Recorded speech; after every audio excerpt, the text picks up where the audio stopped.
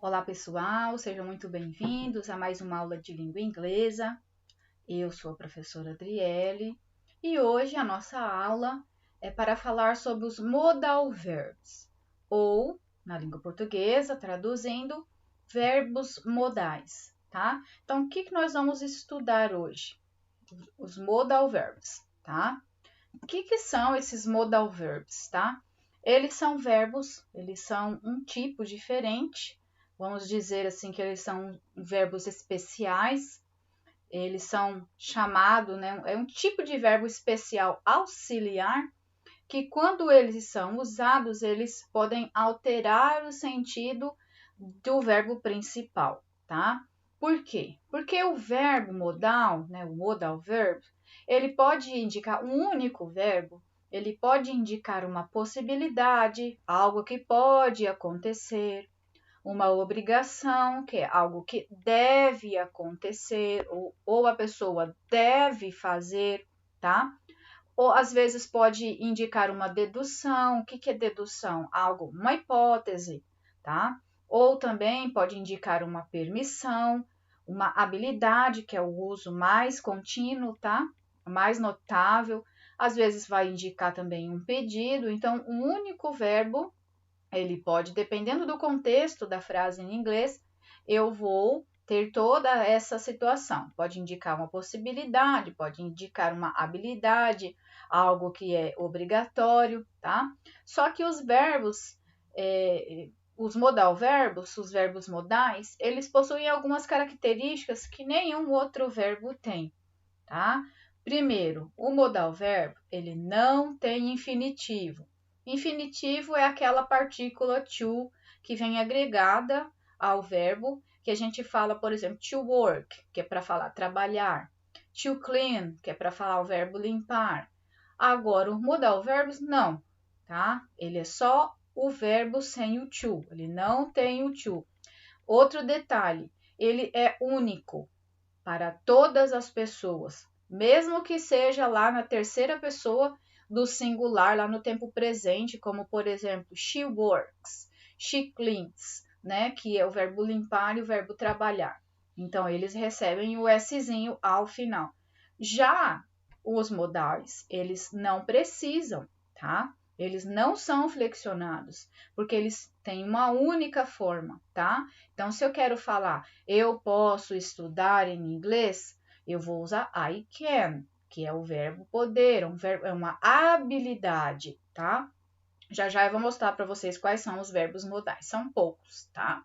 Então, ele não tem uma conjugação, eles não possuem uma conjugação regular ou completa. Não flexiona-se na terceira pessoa. E eles não têm a partícula to, a não ser com exceção deste verbo aqui, que é eu get to, tá? Que já é dele, tá? Eles não precisam de verbos auxiliares para a forma negativa, muito menos para a forma interrogativa. O que eu devo fazer então, professora, quando eu fazer uma pergunta? É só trocar de lugar, tá? Se eu disser I can play soccer, né? I can play soccer, eu posso jogar futebol, por exemplo. Então, é uma habilidade, eu posso. Então, se eu quiser perguntar, você pode? Eu só vou inverter, eu vou falar can I, tá? Can I play soccer? Você pode, tá? Então, é só fazer a troca, é muito fácil. O complicadinho é a gente saber qual que é a forma que ele está usando, se é uma possibilidade, se é uma habilidade. Como que eu vou usar, professora? No presente, no passado, no futuro? Então, os verbos modais, eles têm só duas formas, tá? Que é no presente e que é no passado. Então, o verbo can, quando aparecer eu posso, I can speak English, eu posso, eu sei falar inglês, então eu sei que essa frase ela deve ser traduzida no presente. Se eu quiser falar eu podia, né? Eu pude falar em inglês, então eu vou falar I could, tá? I could speak English, tá? Porque é passado, tá? Então se eu quero falar presente é can, se eu quero falar no passado é could, tá? Eu tenho também o verbo may no presente e might no passado. Eu tenho o verbo will, que vocês já conhecem, né? Vocês já sabem que eu uso ele para Para o futuro, aqui no caso, o presente a gente chama de will, e no passado é would, tá? O verbo shall, o verbo should, o verbo must e o verbo ought to no passado. O único verbo que muda completamente, né, um do outro é o verbo must, que é o verbo dever, tá? Vai indicar uma obrigação, tá? E o verbo ought to, tá? Então, quais situações que eu devo usar o can, tá? Eu vou usar o can para exprimir uma habilidade ou uma capacidade. Tá? Como que eu digo isso, professor? Então, quando eu falo I can speak English, eu posso, eu sei falar inglês. É uma habilidade, tá? Para fazer pergunta, eu vou só trocar. Can I? Ou então, eu não vou fazer uma pergunta para mim mesma, né? Eu vou colocar Can you speak English? É só trocar de lugar, tá? Coloca a primeira frase com o verbo can e eu inverto, coloco o sujeito depois. E na negativa, professora, como que eu devo fazer? Na negativa, eu só vou acrescentar a partícula not, tá? Ou a contração, que mais adiante a prof vai mostrar para vocês, tá? Outra situação do can, eu vou poder utilizá-lo para fazer pedido. Para fazer pedido a alguém ou para pedir alguma permissão, tá? Então, vamos supor que a gente está na sala de aula e um aluno pede para ir ao banheiro. O professor, eu posso ir ao banheiro? Então, ele está pedindo uma permissão. Ó, eu posso, olha só a tradução, tá? Eu posso ir ao banheiro? E como é uma pergunta, eu vou fazer o quê? Como eu acabei de dizer, eu vou fazer a troca. Eu vou lá, can I go to the toilet? Tá? Ou eu estou fazendo uma pergunta, tá? Ou eu também posso exprimir uma possibilidade, algo que pode acontecer, que pode vir dar certo ou dar errado, tá? Como, por exemplo, assim, algo nessa frase que está aparecendo para vocês, ó. Something can go wrong, tá? Então, algo pode dar errado, ó, o verbo de novo, poder, tá? Eu posso falar inglês, ó, posso ir ao banheiro, algo pode dar errado, tá? Então, a tradução geralmente é a mesma, mas a possibilidade de uso são diferentes, tá? E o detalhe, um vai indicar uma habilidade, depois ele vai indicar a permissão, depois ele vai indicar uma possibilidade. Detalhe, todas essas frases estão no presente, porque can eu sei que é usado no presente, tá? E o could, tá? Eu vou indicar a mesma situação, só que no passado. Então, para uma habilidade, eu vou falar, ó, ela podia dançar. No presente, eu poderia colocar assim, ó, eu posso dançar, tá? Mas como eu quero mostrar que é uma frase no passado, aí eu vou colocar uma ação com o could, tá? Vai ficar she could dance when she was younger, tá? Younger, ou seja, jovem. Então, ela podia dançar, olha a tradução, ela podia dançar quando ela era mais jovem, tá? Para fazer pedido ou para fazer permissão no passado, tá? Eu sei que eu vou usar o could, tá? Então, não o can. Então, se eu falar posso ir ao banheiro, eu colocaria assim, ó, poderia ir ao banheiro, tá? Então, could I go to let? Então, eu poderia ir, né? Ou então, could you please help me? Você poderia me ajudar, tá? Então, could you, tá? Você poderia, ok? E para a possibilidade do passado, que agora a gente está falando do could, eu vou usar, olha só o exemplo. She could go out tonight. She could go out tonight. Então, nós poderíamos sair hoje à noite. Então, a divisão, a diferença entre os dois é esta. Um vai indicar uma ação no presente e o outro verbo vai indicar no passado, tá? Prosseguindo. O verbo could aqui é a mesma daqui do slide anterior, tá? Então, eu vou passar direto. Aí, nós vamos lá para o verbo may, tá? O que é esse verbo may, tá? Olha a tradução, é poder também, tá? Esse verbo may, ele pode indicar que é uma probabilidade de 50%, tá? Ou uma possibilidade, certo? Então, eu posso falar, ó, ela pode jogar tênis hoje. É uma possibilidade, uma probabilidade, tá? Só que era no presente e o might no passado, ó. She might play tennis today. Então, ela poderá jogar tênis hoje. Então, ela pode jogar tênis hoje, tá? Ela pode, é uma probabilidade. Se eu ligar para o meu colega lá e falar, ó, vamos jogar bola hoje? Eu assim, tá, eu posso ir. Mas é uma probabilidade, tá? A gente não sabe ao certo quantos porcentos que é, tá? Pedir permissão ou uma autorização de uma maneira mais formal. Então, se eu chego na minha professora e falo, professora, eu posso ir ao banheiro? Can I, né? Como está aparecendo aqui, can I go to toilet? Eu posso ir ao banheiro? É uma coisa mais informal. Professor, eu poderia ir? Teacher, can I go to toilet? Tá? Eu poderia? Aí eu vou trocar o can por could. Teacher, could you go to the toilet? Tá? Então, could you go? Se eu quero fazer uma pergunta mais formal, eu vou usar o my, tá? Então, eu vou usar como? May I help you? Posso ajudá-lo? Como você entra em umas lojas, né? Tem sempre uma pessoa ali apta a te ajudar.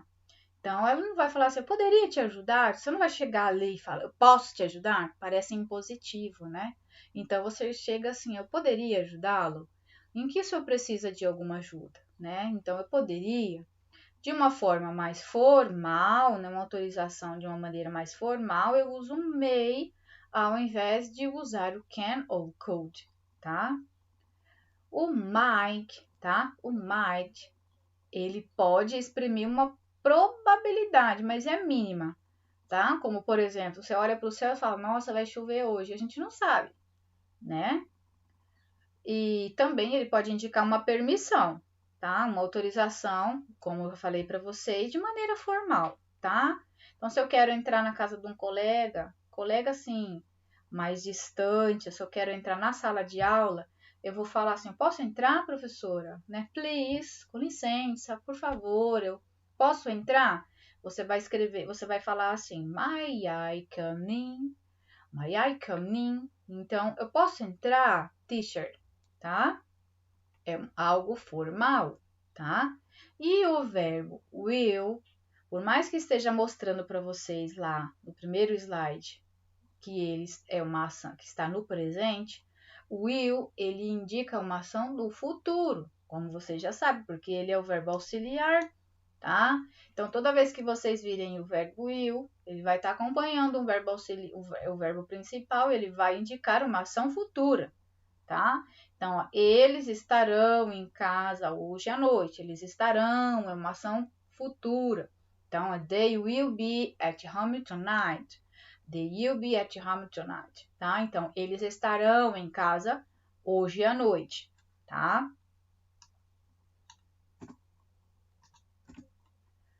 O would é ao contrário, é o oposto do will, tá? Então, ó, will, ele vai indicar uma certeza. You'd vai indicar uma certeza, é uma probabilidade de 100%. Então, e pode indicar também uma possibilidade, algo como, por exemplo, eu viajaria se eu tivesse dinheiro, é uma possibilidade, né? Ou então fazer um pedido, tá? Você gostaria de uma xícara de café? E aí você vai fazer um pedido de uma forma mais delicada, tá? Você gostaria, então, you like a coffee of coffee, tá? Então, would you like a cup of coffee? Você gostaria de uma xícara de café, tá?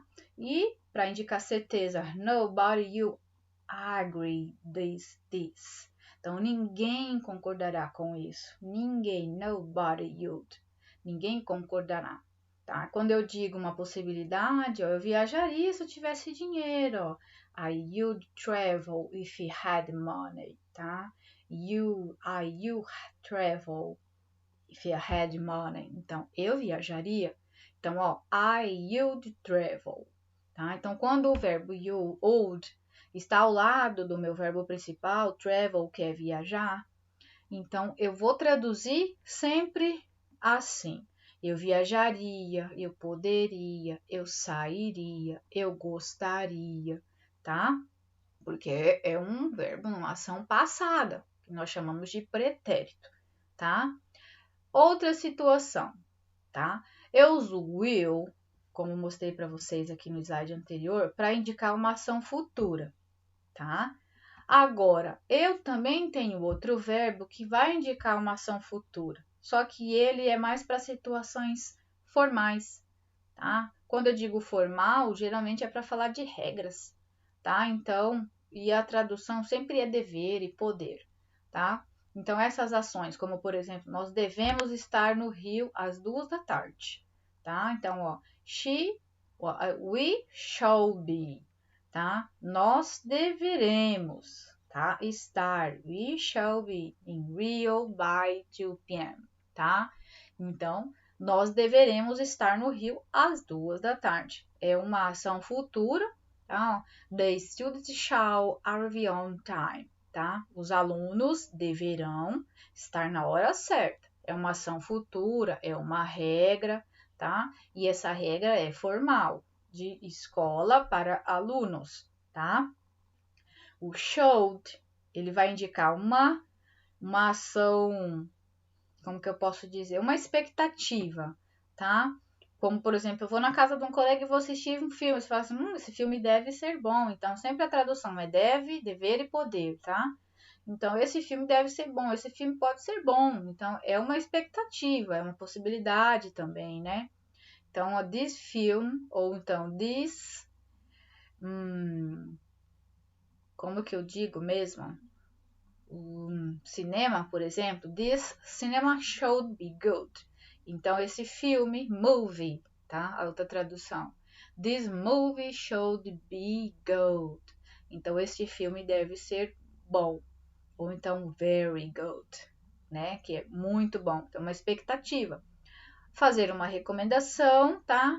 You should stop smoking. Então, você deveria parar de fumar, tá? You shouldn't have done it. Então, aqui aparece na forma negativa. Como que é a forma negativa? Igual que todos os outros verbos. Eu vou acrescentar a partícula not ao lado do verbo. E se eu quiser fazer a contração, eu faço a contração da mesma forma dos outros. Eu retiro o, coloco o apóstrofo, tá? E aí, ao invés de falar should not, eu posso, mas a forma contraída ela é mais falada, mais fluente. Vou falar you should not have done it. Com a forma contraída, eu vou falar you shouldn't have done it, tá? Então, eu vou fazer com que a fala fique mais fluente, tá? E o must vai indicar sempre uma obrigação, tá? Você não pode fazer isso, ou você deve salvar o planeta, você deve fazer os exercícios, tá? E na forma, como é uma obrigação, ele vai aparecer na forma afirmativa e na forma negativa, tá? Quando aparecer ele na forma negativa, ele vai indicar uma proibição. Você não pode sair da sala sem permissão do professor. Você não pode fazer isso. Não pise na grama. Você não deve pisar na grama, tá? É uma proibição. E é claro que na forma negativa, ele tem as duas possibilidades de colocar must not ou mustn't, tá? E como eu uso ele na forma afirmativa, tá? Ele vai indicar duas coisas. Ele pode indicar uma dedução ou uma obrigação, e sempre essa obrigação é necessária, tá? Então, nós devemos salvar o planeta. Eu vejo isso como uma obrigação, tá? É uma necessidade? Sim, mas é uma obrigação, tá? Então, ó, we must save our... Aliás, you must save your planet. We must save your planet. Então, nós devemos salvar o nosso, né? Your planet. Então, nós devemos salvar o nosso planeta, ok? É uma obrigação, é necessidade, tá? E a outra possibilidade é a dedução, tá? Ó, ela está pálida. Talvez ela deve estar doente, ela deve estar, olha a tradução, ela pode estar, ela deve estar doente, tá? She must be sick. Então, a gente não sabe, né? Maybe. Talvez ela pode estar doente. Então, she is pale. Olha a pele dela, como ela está pálida, né? She is pale. She must be sick. Então, ela deve estar doente, tá? E, como vocês já sabem, a proibição do must. É proibido pisar na grama. Não faça isso, tá? You mustn't walk on the glass. You mustn't walk on the glass. Então, não, walk é caminhar, tá?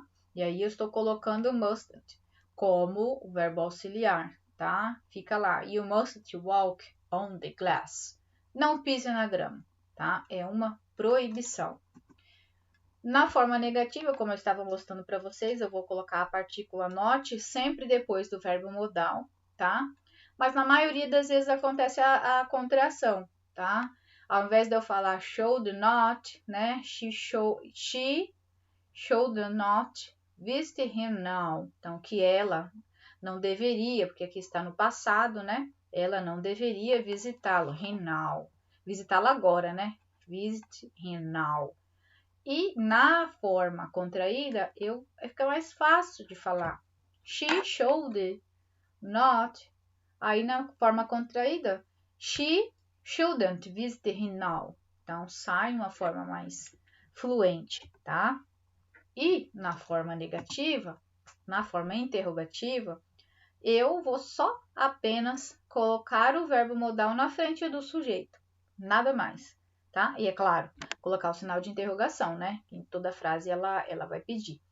Então, eu vou trocar de lugar, ao invés de eu falar you help me, né? You'd help me. Então, me ajude com isso. Aí eu vou fazer uma pergunta, eu vou colocar assim, como eu sei que está no passado esse verbo, e é um pedido, então eu vou falar assim, você poderia me ajudar de uma forma mais delicada, né? Você poderia me ajudar com o meu dever de casa?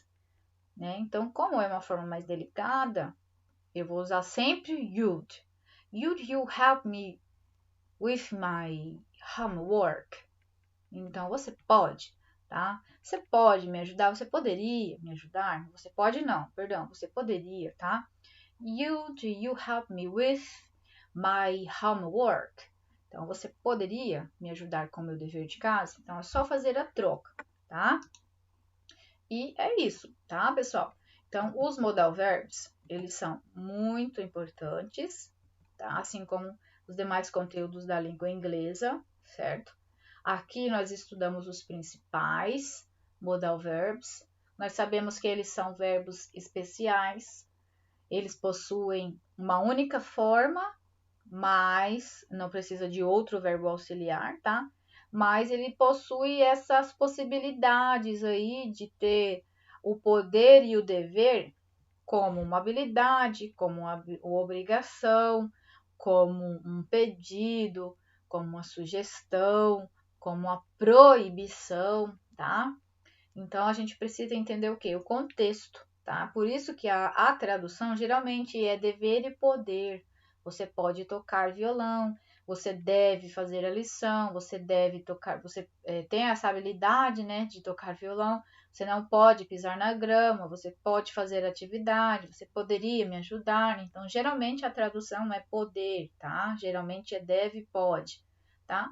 Muito fácil, tá? Então, pessoal, essa foi a nossa aula. Vocês vão fazer os exercícios que eu vou disponibilizar em um formulário Google, tá? Vocês vão respondê-los e assim que terminar, enviar para mim, ok? Muito obrigada e até a próxima aula.